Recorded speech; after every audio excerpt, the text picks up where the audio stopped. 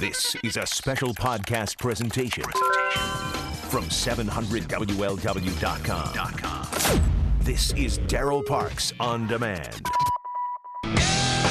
Today, I revealed it actually on Thursday on my blog, breaking news. You know the Stacy Schuler story? It's a gift that keeps on giving. I'm not going to do 2 hours on the show today, but if you go to my blog, you can get a first look at the scene of the crime.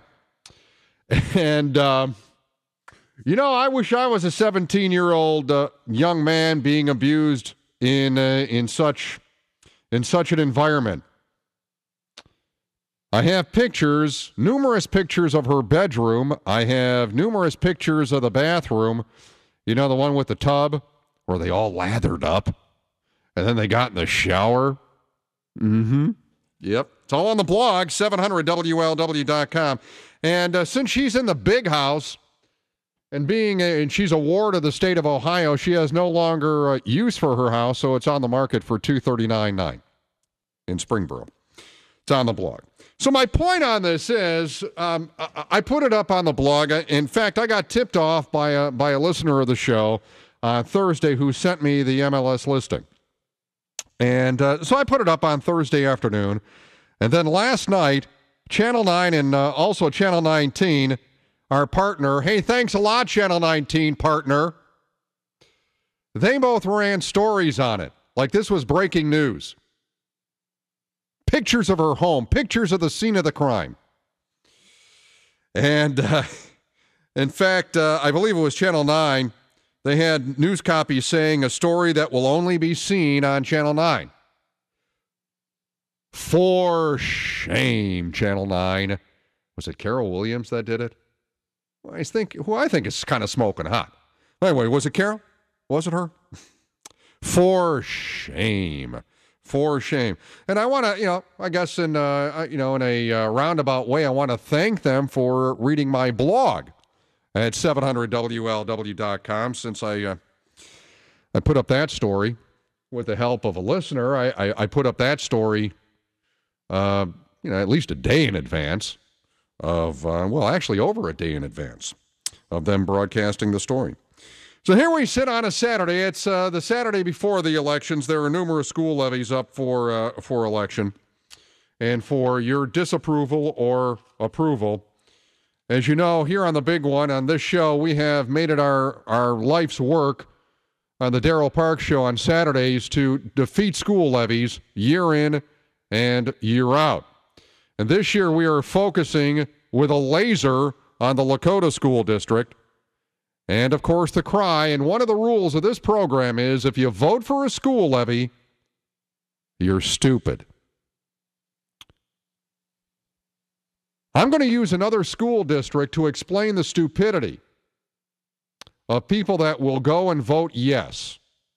I'm not going to use Lakota, but this is the example of why you should vote no, and not only no, but hell no on school levies across the tri-state area. Well, actually anywhere in the state of Ohio.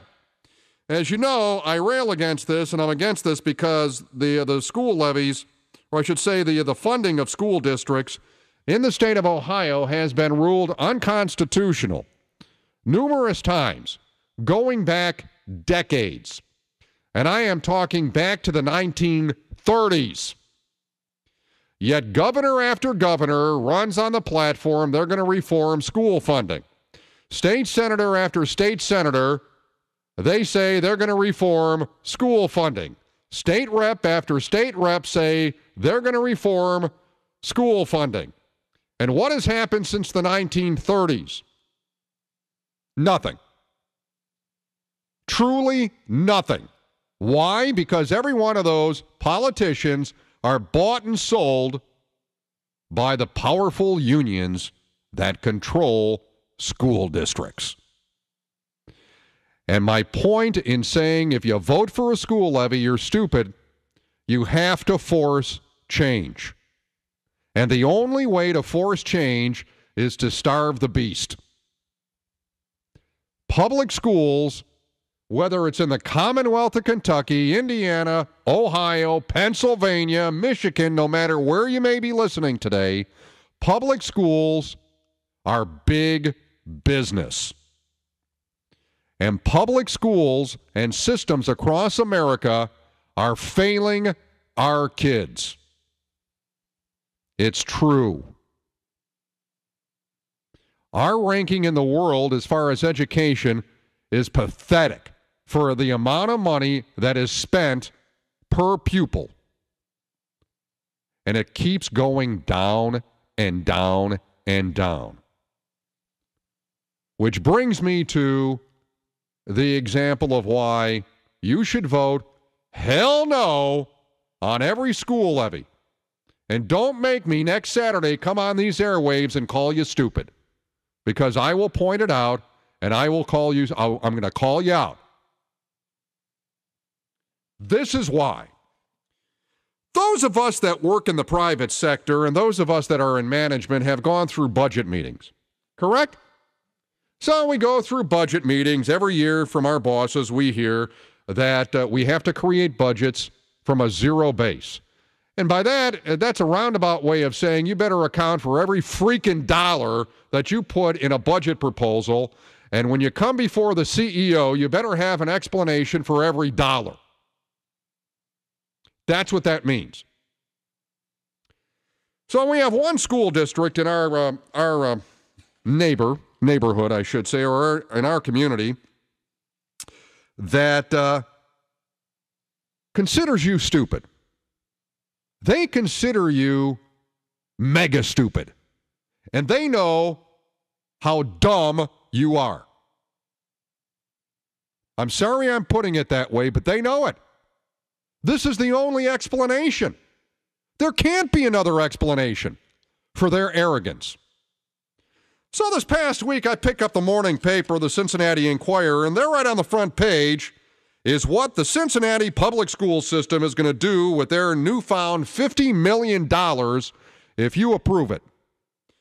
And they have this nice, colorful graph. They have a picture of the Hyde Park School. They have a picture of the William Taft Elementary and the James Gamble High School. And they talk about how they're going to spend this permanent levy that is going to cost a homeowner $243 per $100,000 in value. Now think about this. If you live in Hyde Park and you own a home maybe worth $800,000, well, multiply 243 by 8. So we're talking about an $1,800 increase in your taxes. It was just in 2008 that voters approved a levy for the Cincinnati public schools that cost homeowners, let's say in Hyde Park, that own a $800,000 house, $1,800. So they're going to jack your taxes another $1,800 if you own one of those big mansions there. But here's my point. The arrogance of this school district coming out and saying that in the first year with this newfound pile of money of $50 million, they're going to use $14 million of that, or 28% on new textbooks. Okay. They're going to use 24% of it, $12 million, on basic renovations of those three schools I mentioned. They're going to use 20% of it, or $10 million, for ongoing maintenance of the schools. All right. They're going to use 10% of it, or $5 million, for new computers. Okay. Accounted for. Line items on their budget, right? Here's the best part. 18%. $9 million of the $50 million that would be raised by this levy, unbudgeted. Now, I have been through numerous budget meetings with this company I work for, Clear Channel, and I have been called to cities across America to meet about budgets. I have been flown to Florida. I have gone to our corporate headquarters and sat in front of the CEO of the company in San Antonio, where I have been made to explain where every dollar is going in a budget that I create for this radio station or the other radio stations in this cluster. I have been asked about every dollar that we were going to use to buy for promotional items like billboards and things like that. What's the artwork going to be? When are you going to put up the showing? All that kind of stuff. I can't imagine going in front of the CEO of this company, sitting there in a conference room that has a screen, a projection screen that's like 120 inches wide, sitting in front of the CEO at a conference table that has to be 50 feet long. It's so big, every seat has a microphone in front of it. That's how big this conference room is. I mean, you got to have some guts to go and do this kind of stuff, right? You got to move the change. You got to explain all these. You got to have answers. I can't imagine sitting there in that conference room in San Antonio saying, "Well, yeah, I have a $50 million budget here, but and $9 million, what's miscellaneous?" Well, Darryl, explain miscellaneous. Well, it's slop. It's I'm hiding the pickle. I don't know what I'm going to use it for, but I need the $9 million. Well, Darryl, 18% of your budget is miscellaneous. Yeah, I know. But in case I want to do something comes up. That's what I'm going to use. It's miscellaneous. Do you think that would fly? Do you? Would it fly in your business? I mean, if you're in management, would that fly in your business? If you own a business, if an employee came to you and said 18% of the budget is going to be miscellaneous, we don't know what we're going to do with it, would you go, okay, that sounds logical to me? Of course you wouldn't. And this is an example of the abuse and how arrogant the people that control public education and control the school districts in our area, in our state, this is their arrogance, that they would actually go to their bosses, meaning the voters, and say, well, 18% of it is just miscellaneous. Got to be kidding me. You've got to be kidding me. They are not living in the real world. And this is why they keep coming back to you. And they keep coming back year after year. They keep coming back. It's like in Lakota, and I have the notes somewhere here in my pile of stuff, that they're claiming that this levy is, it's like a 10-year levy, is it? I'll look it up during the break. But anyway, they're going to be broke in 4 years anyway. They're going to be coming back to you. I mean, they consider you stupid. They really do. Every school board member, every superintendent of schools, no matter what the school district is, they consider you as a taxpayer a dumbass. They really do. They're looking down upon you. They think that you don't know what's going on. And sadly, they may be right that they really don't know, or that you really don't know what's going on. But how the Cincinnati public schools could say, oh, this is a great, we need this to, for computers and textbooks and 18%. We really don't know what we're going to use it for yet, but we just need it. A number of years ago, I was focusing laser-like on the Forest Hill schools, which, by the way, this coming spring they're going to be putting another levy on the ballot. So if you live in Anderson,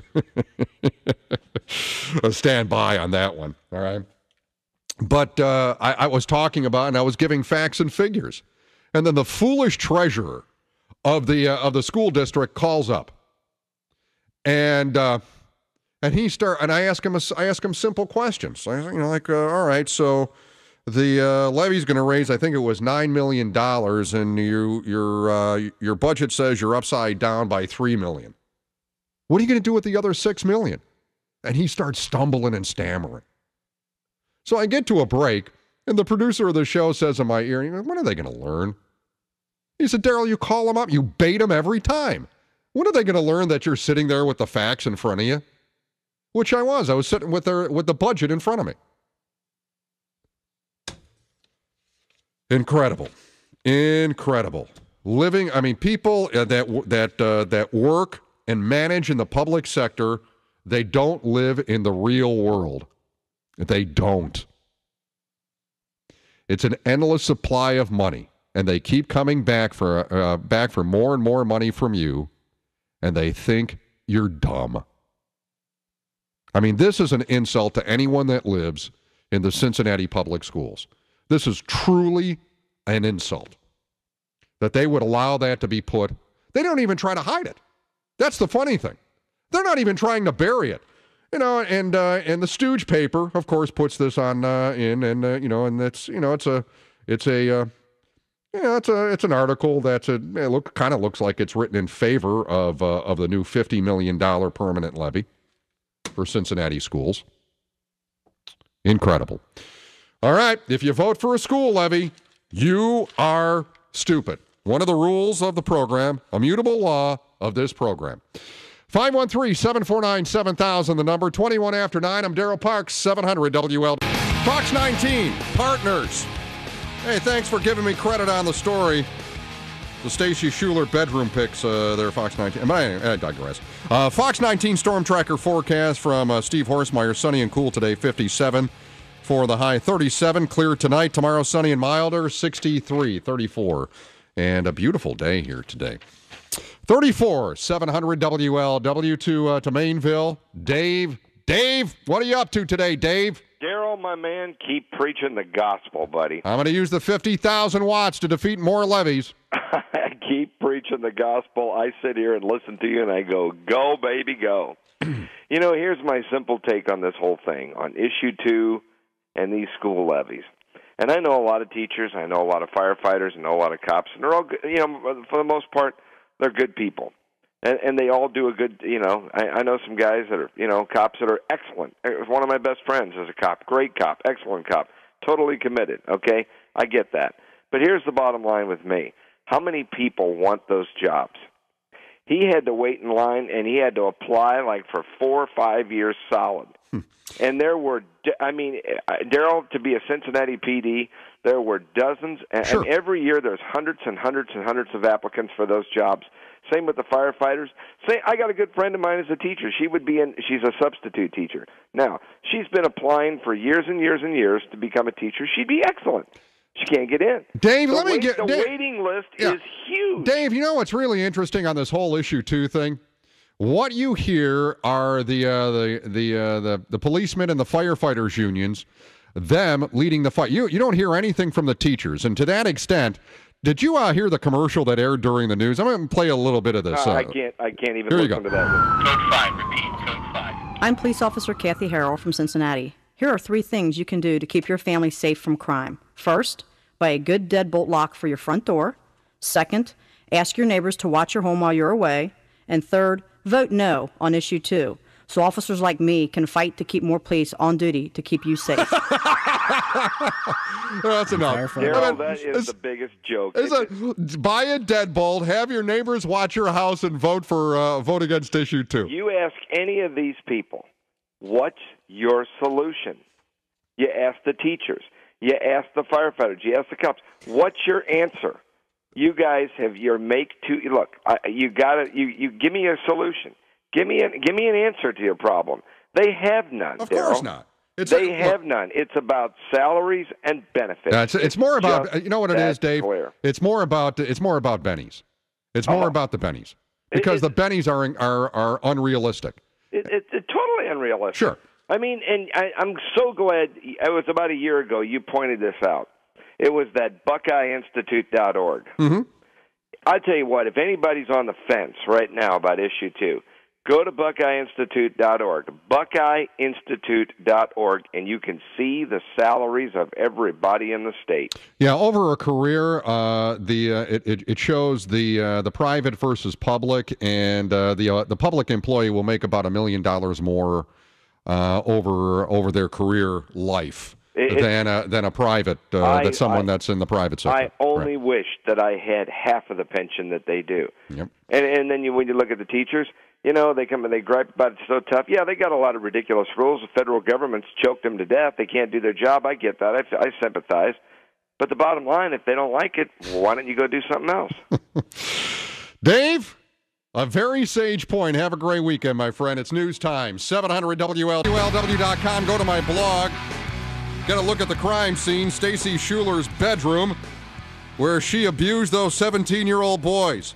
Also, the bathroom where she had the menage a trois, so to speak. It's on the blog, 700WLW.com/Darryl. Also on the blog.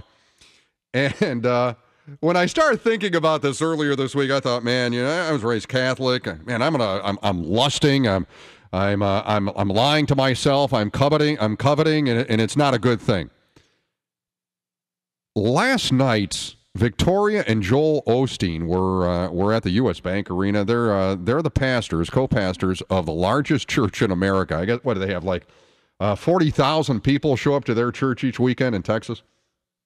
And growing up Catholic, I never saw a nun that looked like Victoria Osteen. There's no other way to put it.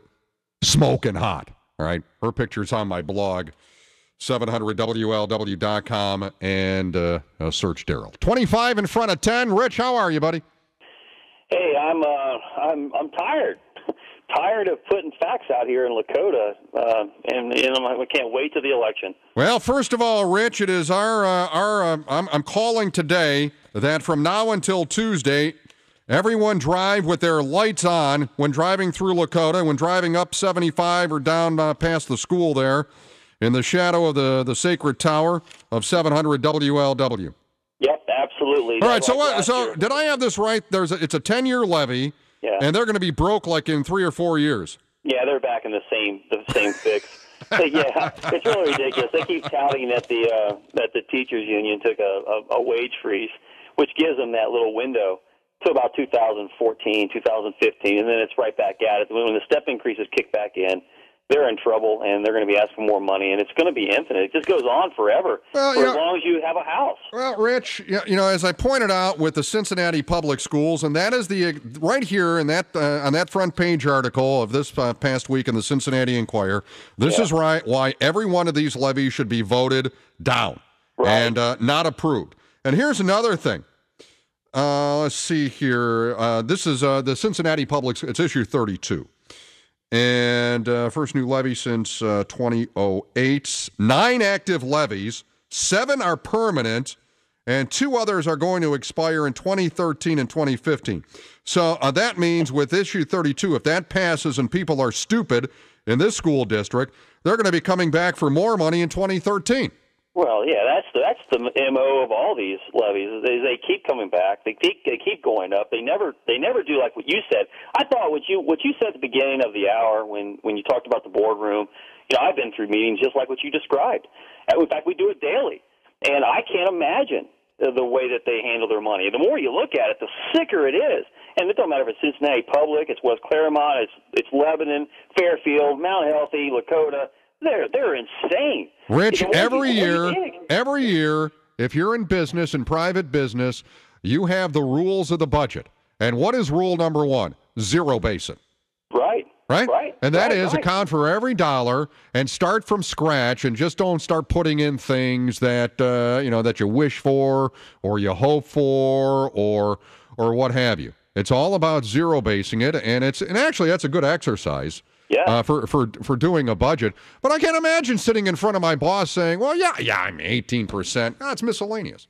But that's exactly what they're doing. Exactly. That's exactly what they're doing. And the radical element of this, when we started talking about this a year ago with the unions, I was sort of teetered on. I wasn't sure. But the more you dig, the more you find out, and the more you learn about step increases and teacher contracts and all the perks, and you learn that this is just, they expect to maintain this infinitely, and they have no idea where the money comes from. They just care that they get it, and there's no plan on how to even rein it in. Mm-hmm. And there's no discussion. It's like the budgets are driven by some strange force that doesn't even exist in our world, and they just react to it, and it's in their control. But I have never seen budget talks go the way I've seen in public schools, and the more I've learned, the angrier I've gotten. Because in my business and your business, we wouldn't last 1 week. No, I'd be fired. If I would have come in there and I would have insisted on an 18% of the budget being miscellaneous and I don't have anything, they would have told me, go home, you're done. You're a fool. You would have been done with one business quarter. And it's really not I don't think it's an inflammatory statement. We joke about if you vote for a school levy, you're stupid and all that. But you know what? When you listen to the way Issue 2 has been marketed, and you see the way the school levy has been marketed, even with the overwhelming facts that the Inquirer's put out and all these tax groups like mine and the other schools have put out, the facts, when you find out what's really going on, and you've covered it extensively, now there's no excuse. If someone votes for a school levy, and if you vote down Issue 2, you are stupid. Well, Rich, and that's what they marketed you to. Rich, you mentioned Issue 2. I'm going to play a little bit of this commercial again from Kathy Harold and some guy with the firefighters. Go ahead and play it, Randy. Code 5, repeat, code 5. I'm Police Officer Kathy Harold from Cincinnati. Here are 3 things you can do to keep your family safe from crime. First, buy a good deadbolt lock for your front door. Second, ask your neighbors to watch your home while you're away. And third, vote no on Issue 2, so officers like me can fight to keep more police on duty to keep you safe. I'm firefighter Bobby Schlachter from the city of Norwood. Here are 3 tips to protect your family from fire. First, change the batteries in your smoke alarm at least twice a year. Second, don't overload your electrical outlets. And third, vote no on Issue 2 so firefighters like me can advocate to keep more firefighters on duty protecting you. I want you to know this is insulting. That commercial isn't. Get a deadbolt, have your neighbors watch your house, and vote no. Change your batteries in your smoke detectors. Don't overload your electrical outlets, and vote no on Issue 2. I mean, that's insulting. They are targeting stupid people. Anyone who listens to that and isn't insulted, is stupid. And that's not there's no other fact. There's no other way to weigh it. There's no other measurement to compare to. But to say that someone who listens to that and buys it for what it is stupid. Right. I mean, they're at that level. They're at this base level in the argument whether to vote against or vote for Issue 2. And that level, when you're at this level, you know it's a bad idea. Yeah, exactly. It's insulting. Every time I hear it, you made me listen to it 3 times now in the last 40 minutes. I can't stand it. Well, here's the sad thing.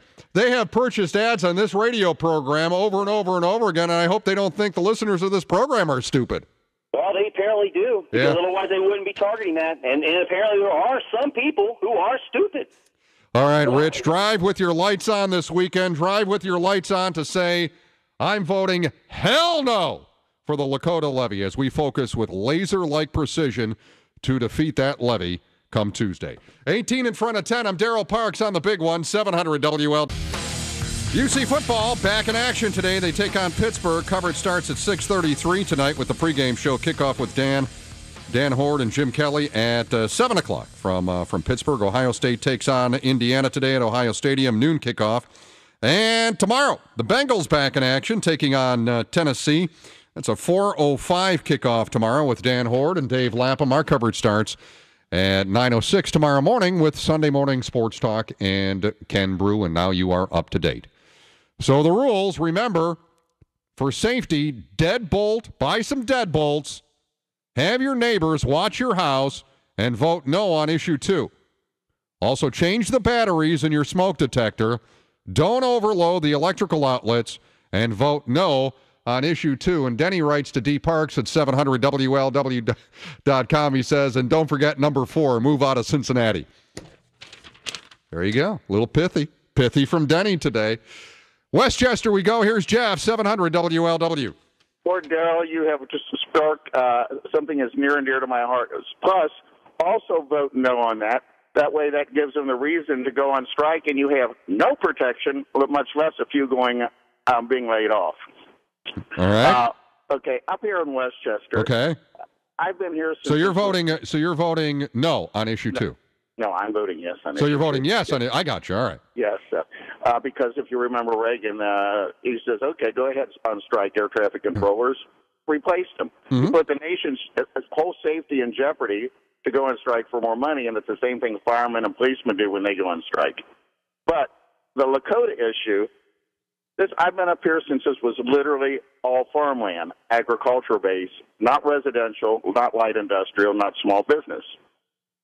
That same square that you can drive around up here for 12 or 15 miles was able to support a school when it was agricultural based. And now when you go to a meeting and say that same square hasn't enlarged any, they go, no, but there's thousands of more students.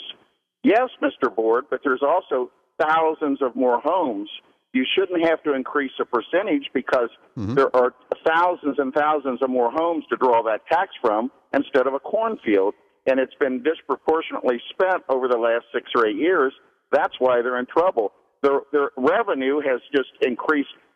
You couldn't comprehend it because of the number of homes and businesses. They're not drawing from an agricultural base. They're drawing from business and residential. Sure. And if things were so bad, why in their infinite wisdom do they give these tax abatements for big companies to come out on development? Well, Jeff, you bring up a great point. You talk about the agricultural base of Westchester in that area, and you're not, you sound like you're talking about decades and decades ago. You're not talking about... No, you're talking about 20 years ago, 15 years ago. Or less. I mean, how long's Union Center been there? 10 years. Oh, yeah, 10 years. Yeah. Okay. Hey, that was agricultural based. Yeah, when I first moved to this area, which is going on 20 years ago, there was nothing there except the Big One's Tower. That was it. Exactly, and the Big One's Tower then was putting out about $500,000 instead of $50,000. And when you'd go hunting and lean against a fence, you could hear WLW, or you could hear it on your braces. Hey, Jeff, you want to hear a funny story? A woman called. This is speaking about the developments, the housing developments there.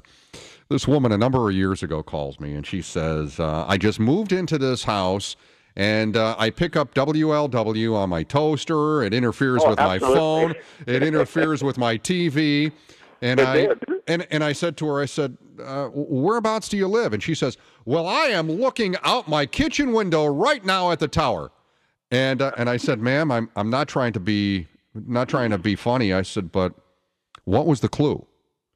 And she started laughing, and I said, ma'am, the tower has been there since like 1920 something. I mean, I said, what was the clue when you saw 800 feet of steel?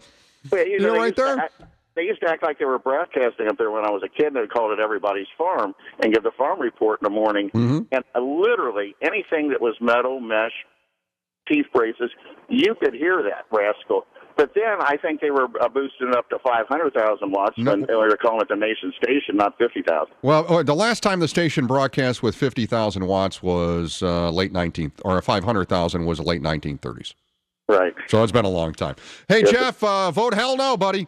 You're darn right, Darryl. And if any of these pablum up here, it's like Obama's brothers are either think big-time wrestling's real and OJ's innocent. They think the same thing's going on up here. How in the heck can you drive 10 miles up here and see 1,000 homes valued at 3 houses or more and think they need money? I got you. Jeff, have a great weekend. It's 9 in front of 10. I'm Darryl Parks. Vote hell no and drive with your headlights on as we approach Election Day on Tuesday. I'm not asking for you to drive with your headlights on to show your displeasure and that you're voting no, for weeks and weeks and weeks. It's for a couple of days. Have the message be sent. 700 WLW. Join me on Facebook. Become my friend. Facebook.com/Darryl Parks. Talk about this issue. Also, next hour, I want to bring up the sad story of DeMarcus Jackson, another baby killed in our community that was to be protected. It's just another in a long list after, certainly Marcus Feisel wasn't the first one a number of years ago. Well, here's another one. A baby being used as a paycheck. Really, really, really sad. All right, here is Liam in Hillsborough, 700 WLW. How are you doing today, sir? I'm okay, Liam. How are you? Just fine, except I think there's one point they're missing on those commercials. get a deadbolt and such and such of that. But the most important thing to do to protect yourself in your house is to get yourself a good 45 caliber or a 12 gauge shotgun. Well, Liam, you see the problem with that is if she would have said get a deadbolt, have your neighbors watch your house, and go get a shotgun, that's politically incorrect. No, that's correct. You have a right. I know it's correct. Liam, I agree with you, but it's politically incorrect to put that into a commercial. Well, again, it's the liberals that they want to protect you, but then they're not there when you need them. You got to use a little common sense and protect what's yours and don't depend on the government. Well, Liam, do you find this commercial offensive? I'm Police Officer absolutely. Kathy Harrell from Cincinnati. Here are 3 things you can do to keep your family safe from crime. First, buy a good deadbolt lock for your front door. Second, ask your neighbors to watch your home while you're away. And third, vote no on issue 2, so officers like me can fight to keep more police on duty to keep you safe. Here you go. Kathy Harrell thinks you're dumb. She really does. Kathy Harrell thinks you're dumb. Also, the firefighter from Norwood in that commercial, he thinks you're dumb too. That is probably the most insulting, least common denominator political commercial I have heard in years. In years. To Mason we go, home of the three-way. Michael, you're on the big one. Good morning, sir. I had 2 points, or 2 questions. 2 points, rather. I live in Lebanon, actually, and I hear these teachers and the unions saying that they've foregone a pay raise and whatnot.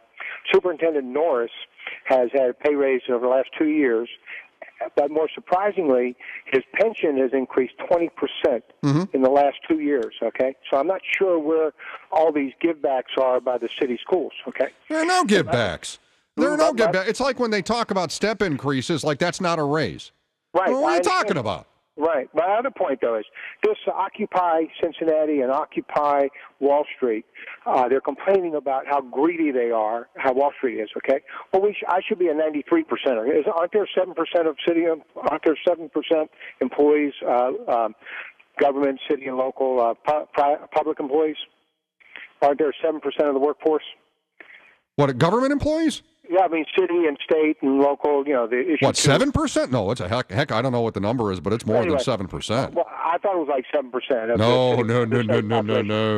No, and that's part of the problem. Government is so big. Right. What's happening now is, you have government employees, and you have so many government employees in a roundabout way. It's not a roundabout way. I mean, where does the money come to pay people that work in the public sector? Me. That's what I'm from the at. people working in the private sector. Absolutely. So, that's why I say we should it's have more an than Occupy 7%. the schools. Okay, but we should have an Occupy the Schools movement, like the Occupy Wall Street. I mean, I'm fed up with the greed, really. And some of the information that was just distributed recently in Lebanon is just really opened your eyes as to the blatant misuse. Mm-hmm. Yeah. And, I just hope people realize that. Well, we will continue with this topic next hour. Also, DeMarcus Jackson will bring that up. And next hour, speaking about Occupy Wall Street, I'm surprised this wasn't publicized. I have a list of the banks that are considered, how do they put it? Let me see here. Well, it's not called too big to fail. They came up with another phrase for it, and I'll pass that along. 10:06. Home of the best Bengals coverage, 700 WL. This is a special podcast presentation from 700WLW.com. This is Darryl Parks On Demand. Well, they had that global economic summit this past week. In fact, Jim Scott yesterday brought up a great point. He said, you have all this Occupy Wall Street thing going on. Banks too big to fail. Today was the day that people were to go and close out their accounts at big banks and then put it in community banks, their money, or in savings unions.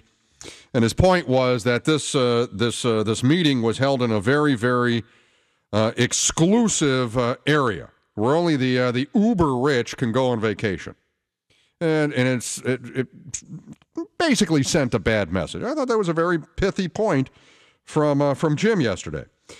So anyway, I was looking into this a little bit, and they have come up with a phrase. It's called globally, systematically important financial institutions. Globally, systemically, globally, systemically important financial institution. I can't even read my own writing. Which is a phrase for too big to fail. So here are the banks in the United States that are now deemed too big to fail after this meeting of the cabal, this economic meeting. Bank of America, Bank of New York Mellon, Citigroup, Goldman Sachs, J.P. Morgan Chase, Morgan Stanley, State Street, and Wells Fargo. And also another bank, it's not an American bank, but it's based in Great Britain, but there are numerous locations here in this country. HSBC, and like in this building, we have, I think, an entire floor of our building here in Kenwood is taken up by UBS. They're also now deemed too big to fail. Also, later on this hour, I'm going to bring up DeMarcus Jackson, and what a sad, sad story. You know, you go back to the Marcus Faisal killing by the Carrolls in Claremont County. And at that time, a number of years ago, I said, sadly, this is not going to be the last time we hear about this in our community. And I'm sorry I'm right, but and here's a kid, another baby, an innocent baby being used as a paycheck, as Marcus Faisal was. I mean, just a terrible and awful story. We'll get into that about 10:33 this morning on 700 WLW. However, school levies are coming up. I have made the point numerous times on this program that it's not the people, not the politicians. Because when you're voting for when you're voting for a politician, it's basically a popularity contest. Let's call it what it is. But when levies are up, those are the important things. Those are the things that truly affect you and affect your pocketbook, affect your checkbook. It's like I'm watching some of the ads for these stooges running for city council here in Cincinnati. I am going to fight for jobs. I'm going to create jobs. What are you talking about? You're going to what? How do you go about city council person creating one job? Tell me how. It's a great talk. I'm going to create jobs. Don't get it. And people believe this crap. You continually believe it. There is a commercial running, and I have been listening closely. I haven't heard it on this show yet. That has the voice of Ronald Reagan in it. You know, when you pull out Ronald Reagan, you know you got problems. So they're using his voice from beyond the grave. Let me explain who Ronald Reagan appeals to. Old people. My son is going to be 23 next month. He was born in December of 1988, the last month Ronald Reagan was president. He doesn't remember Ronald Reagan. It's like me remembering John Kennedy. People talk about John Kennedy. I'm like, oh, I don't know. I was like a baby. What? I don't remember him being assassinated. I understand history. But right away, it's appealing to old people, seniors. I'm going to create jobs and I'm going to take care of, and they always pause and then they lower their voice, seniors.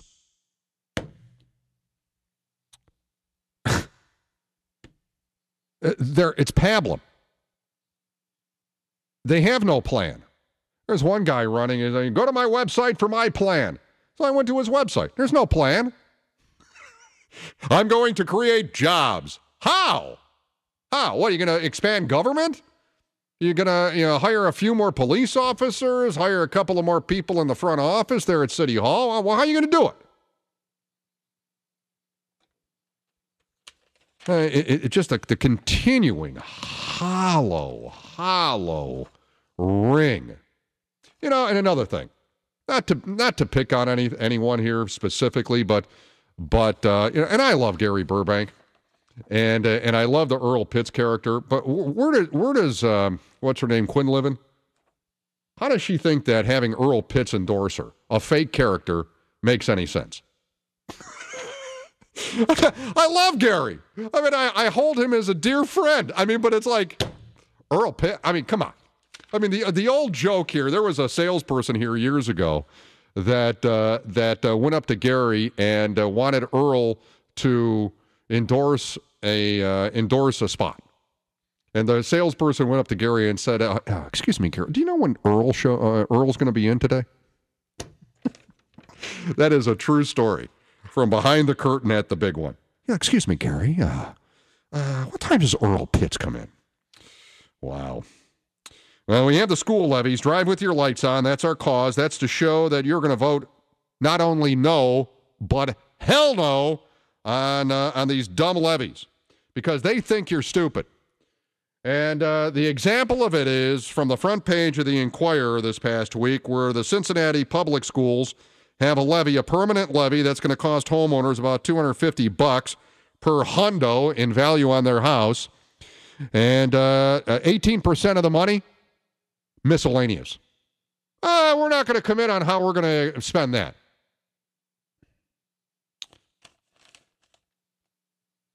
People in charge of public money and tax dollars live in a different world. There is no business in America that would, from General Electric to Procter & Gamble to Clear Channel to Cintas to you name the ExxonMobil, name the company, where a person could sit with their budget in front of the CEO of the company and say that 18% is considered miscellaneous. But yet the Cincinnati public schools think you're dumb, and this is what they expect you to vote on. That 18% or $9 million of the first-year revenue of this levy, which is $50 million, is going to be considered miscellaneous. Proof that public and private, they don't work by the same rules. Don't work by the same rules.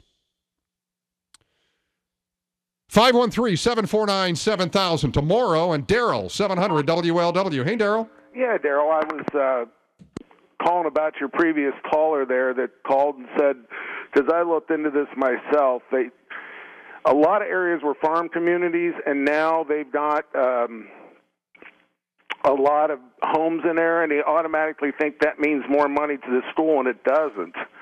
If you look up House Bill 920, which passed in 1976, just because you pass a levy, if 1,000 homes move in the day after that levy's passed, the school doesn't get $1 more for those homes. So, wait a minute. So House Bill, what number was it? House Bill 920. 920. Passed in 1976. 1976. And basically what it does is it says the schools have to go for a fixed amount of money, and when they do that, the auditor says, okay, for whatever, if you need to raise $10 million, your millage is going to be $14 million. Sure. Once that is passed, each home that moves into that community, they do not get an extra dollar for that levy. They can only get the $10 million that they requested.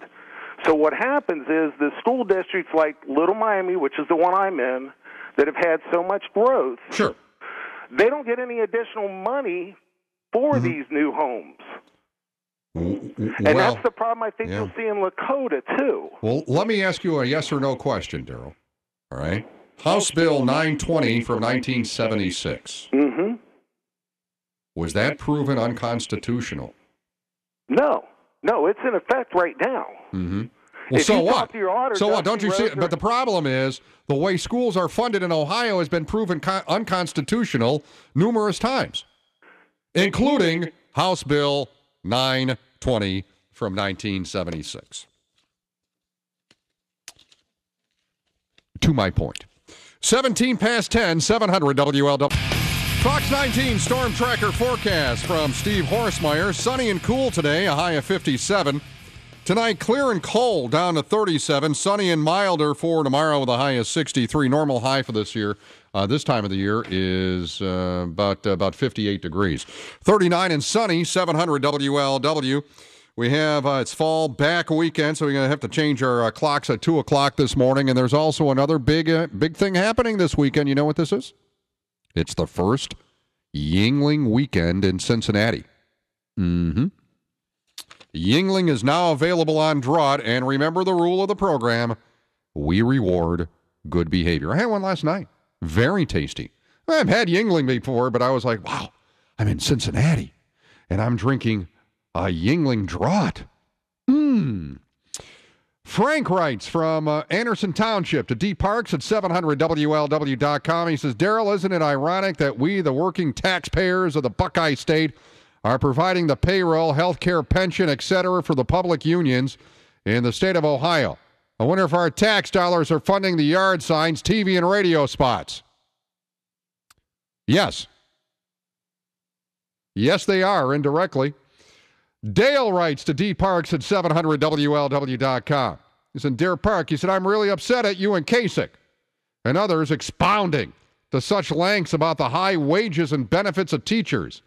Yet I can't even remember the last time anyone has mentioned that. For crying out loud, they only work for 3/4 of the year. Respectfully, Dale from Deer Park, home of Willie, Union Brother Willie. Dale, numerous times I have brought this up. Teachers work 183 days a year. If you divide 183 by 365, your facts and figures, Dale, are wrong. Teachers work 50.1% of the year. But I digress.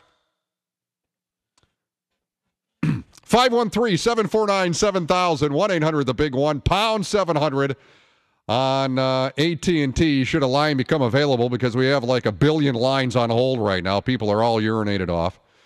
To Mark on a cell phone. Mark, 700 WLW. Hey, Darryl, how you doing? Good, buddy. Hey, a couple things on this issue, too. You know, the argument that these firefighters and police are making is that if this thing passes, there'll be less cops and firemen to negotiate for the right amount of personnel. Well, if this thing goes down and gets defeated, the state has no money. So if the city needs money to support firefighters and police and they're going to go to the state, they don't have the money. So what's the state going to do? They're going to lay people off, so there are going to be less firefighters and police to negotiate that anyway. It's a stupid, silly point. Well, you know, to your point, here's part of the problem. And let's use the city of Cincinnati, because, you know, the city council, the part-time job that they have, that they make $65,000 a year at, that, you know, they just decided to take the last couple of months off because they can't get any business done. They have, once the election is over with, they're going to have to deal with the fact that the city of Cincinnati is broke again. And they're going to have to come up with some hard decisions as far as where they're going to cut to balance the budget. And you know, and let's call it what it is. They're going to kick the can down the street again. You know, they won't make the hard decisions. For instance, there's an issue on up for a vote on Tuesday about keeping garbage collection free in the city of Cincinnati. Now, where do you live, Mark? I live in Montgomery. All right. So, do you pay for your garbage collection? Yes, we do. All right, I live in Anderson. I pay for my garbage collection. It's no big deal. But yet in the city of Cincinnati, for some reason, this is a big deal. They ought to privatize garbage collection. Well, That's how you save tens of millions of dollars right there. Well, we have Rumpke out here, and they do an excellent job. And Love Rumpke. I guess if Rumpke was doing it in Anderson Township or doing it in the city of Cincinnati, they would do an equally impressive job, and they would do it for a heck of a lot less money than what the city's paying to have it done for. Of course, Mark. And there's another issue that no one ever wants to talk about, and none of the people, none of the politicians, or the union presidents, or the mayor, or anyone that has any skin in the game in managing the city of Cincinnati wants to talk about. The high water mark for the city of Cincinnati in population was about 650,000 people back in 1960. Today, the city of Cincinnati has less than 300,000 people. Yet they still have the infrastructure for 650,000 people. Yeah, That make any sense? None at all. One last point on this too is that I don't know why it's so hard for people to understand based on the economy today. You have extremely high unemployment in the state of Ohio. You have businesses fleeing the state in droves. So the revenues are down. I mean, somehow the notion is out there that the state has money, and this is a big lie. It's just do the math, and you can see the numbers. It's not that difficult. The state has no money. The cities have no money. So what do they have to do? They have to make hard decisions, just like any other business has to do in these times. Well, Simple Mark, as that. you know when the last gubernatorial election between Kasich and Strickland, when I decided Strickland had to go was when Strickland was quoted as saying, as far as the deficit for the state budget, when he came out and said, "Don't worry about it, we're going to get the money from the federal government." Yeah, right. And that was the time I said he's got to go. He's got to go. He's done. No matter how you felt about him, because he was being fiscally irresponsible. And at the end of it all, a politician, a person elected to city council, a person elected to county commissioner, state office, whatever, their job is to be fiscally responsible with our dollars. Period. That's it. And they're not being fiscally responsible. Mark, have a great day in Montgomery.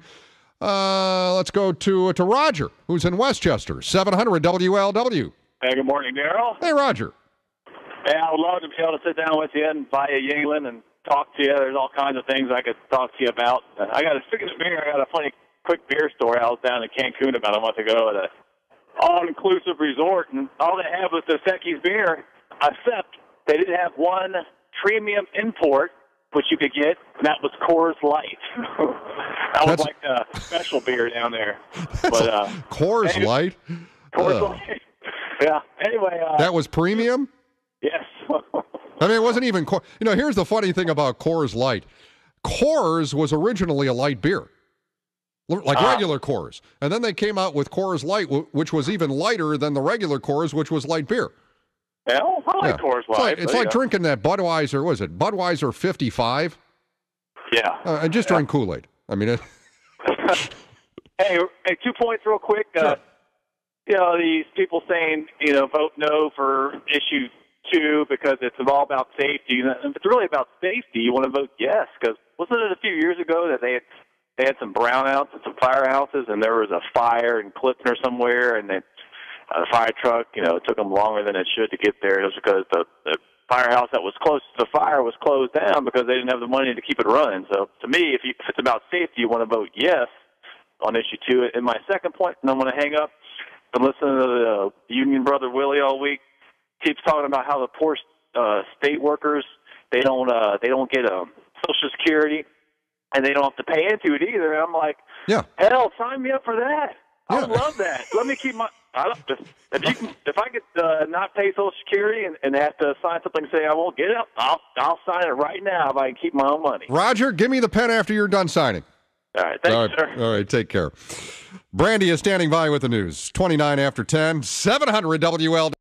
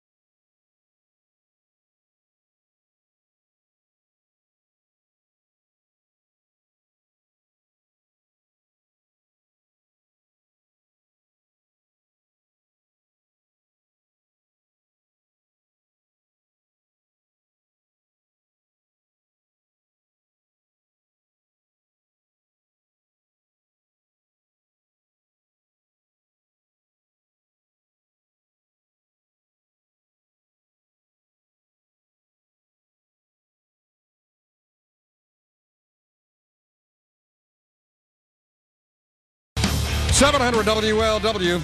You're on hold as far as the issues, and they're trying to steal money from you, the school districts or whatever. We'll be back to that story here in a second. But I want to comment on something that happened in our community this past week, and sadly, it's happened again. A number of years ago, the story about Marcus Feisel.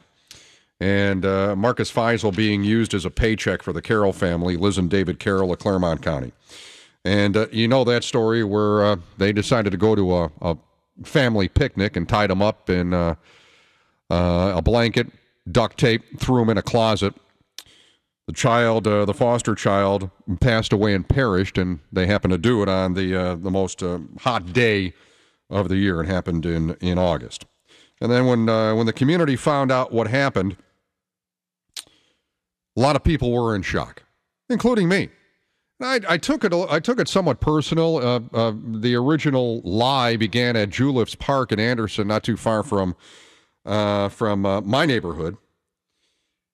And the lies just compounded, and then the horror of finding out how this boy, this precious little baby, was killed, and then finding out how the system that we put into place in our community failed this young child. At that point, I said that it's going to happen again. And certainly it's happened again numerous times in our community. But this one is just horrific. DeMarcus Jackson, another child being used as a paycheck. His mother, who has also been arrested, Latricia Jackson, is the mother of 4 surviving children. She's 22. Her surviving children are the ages of 5, 4, 3, and 11 months, and she is now 5.5 months pregnant. DeMarcus was 2 years old. This woman's been pregnant since she was, 14 years old? I was doing quick math in my head. DeMarcus Jackson died, it looks like, at the hands of the biological father, an Antrone Smith. The autopsy reveals the following. He had cuts around his pelvic area, above his penis, on his buttocks, above his left ear, on the back of his neck, as well as bruises to his abdomen, bruises to his arms, legs, jaw, and left eye. He also had an untreated burn on one of his little hands. He was put in foster care as right after he was born. The foster care system gave this precious baby back to this baby mill named Latricia Jackson. Gave him back to his biological father, this animal. And when I read stories like this, or I hear stories like this, or I see it on TV, the question I always ask is, this isn't Cincinnati? This is in my community? This is happening? How, after the horror of Marcus Feisel, can this continue in our community? Where are the people responsible, the child welfare agencies responsible? Where are these people? Where are the people that run these organizations for the county? Well, let me let you in on a little story that happened here. During the Marcus Feisel, when all that was unraveling and that story was developing and we were just in shock, day after day, I was in shock. I had our executive producer at the time line up someone from Child Welfare Services in Hamilton County to come in here and simply talk about how people can get involved in foster care. You know, people that have it in their heart, and they're not looking at these children as paychecks. This individual came in, it was a man, came in with two Bobos.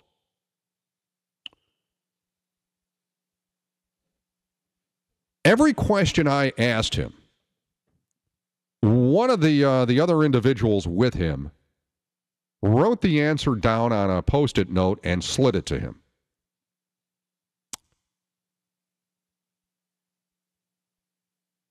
As I continued the interview, in fact, I started the show off that day with him. Finally, I asked a very simple question, and it was about how many telephone calls and how many inquiries does the agency get annually? And he looked at me with this blank stare. The individual writing down the answers was scribbling it on the Post-it note. And I looked at him and I said, I know the answer. The answer is, and I gave him the number. And I went into a break. And I stood up and I said, I suggest you get out of here. Because if you don't, I'm going to tear you up. And I walked over to the studio door and I held it open to them for them to leave. They are not even out of the building. And they call up our executive producer.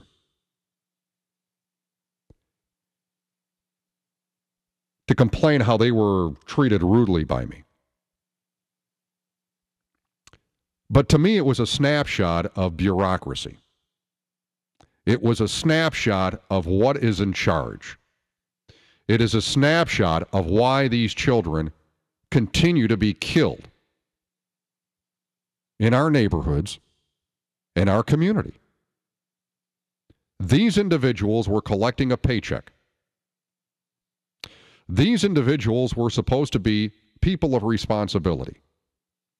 Their cause is to protect these innocent babies. And when they came in here, they proved to be nothing but stooges and bureaucrats.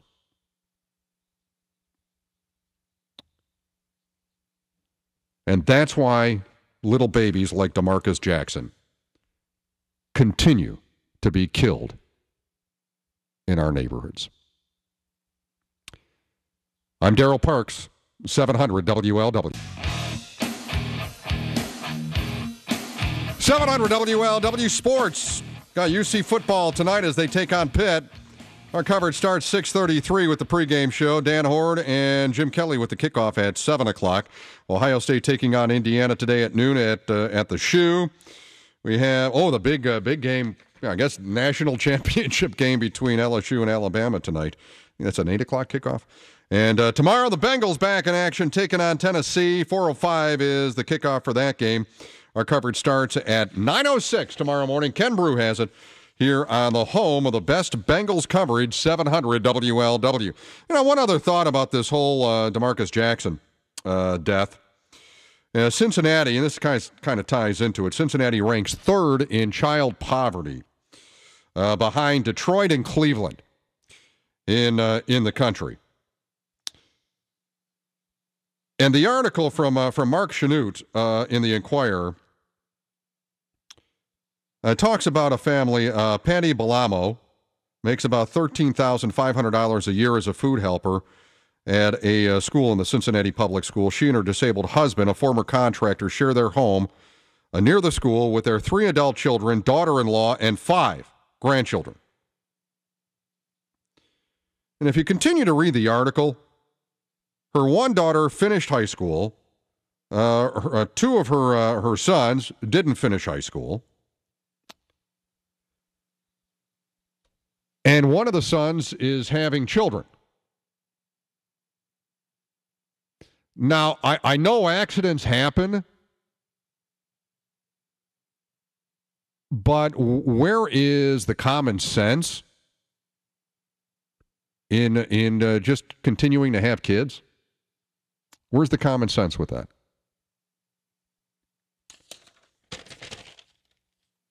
And that is a sad snapshot of our community here in the tri-state. Right there. All right, 12 before 11 o'clock. I'm Darryl Parks, 700 WLW. If you go to the blog at 700WLW.com, search Darryl.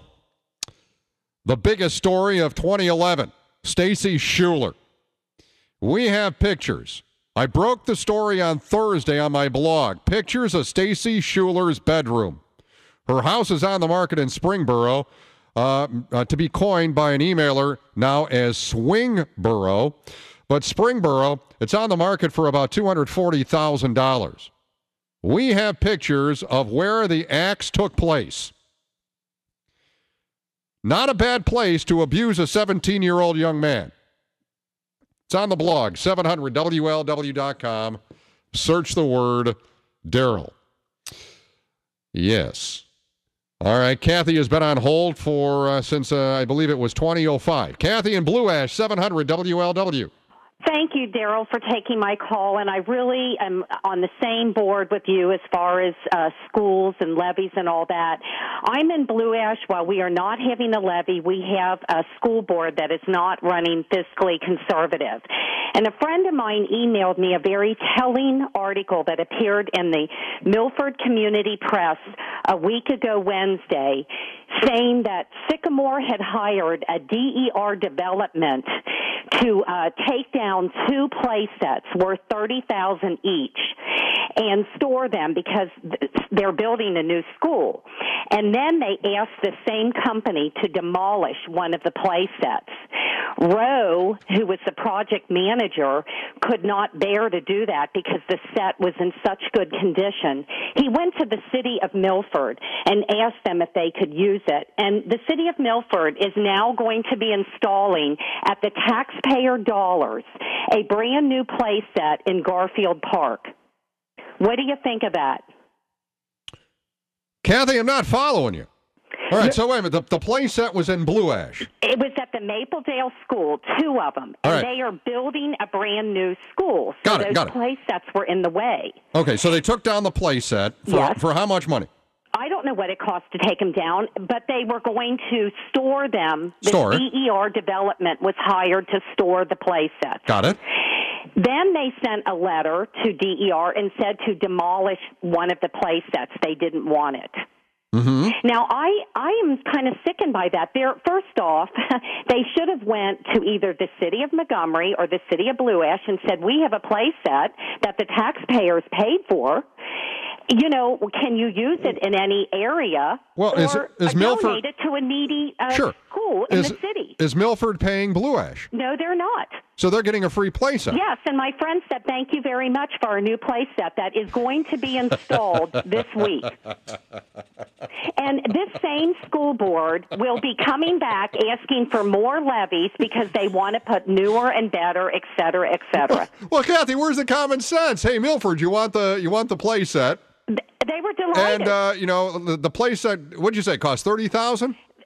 This row, it says, he says that we thought it would be a shame to demolish this equipment because it was only a couple years old and in really good condition. But how much did it originally cost? I don't know what the original cost was. Well, but my point is, let's say it cost $30,000. Okay. All right, so they go to Milford and they say, "Hey, look, we have a new play set. You want it?" And Milford says, "Yeah, that's a good idea. We have a spot for it. Hey, we'll give it to you for $15,000." No, they didn't pay anything for it, Darryl. So Milford got it for Milford. Milford, you see, Milford is fiscally responsible in this case. Well, yes, and I mean, like he said, we could have sold it and scrapped it for metal, but we didn't want to do that. Sure. So we naturally thought of Milford because we are located here in the city, and we want to give back whenever we can. Well, Kathy, you live in Blue Ash. I think you should move to Milford because they're smart in Milford. Well, you know what I think? Home of think, Jeff Anderson. What I think is people, they complain about the levies. It all goes back to the school boards. And they have to look at the people they're electing. And this year we happen to have somebody new that is trying to be a new voice for Sycamore. I don't even know if I can say her name, can I?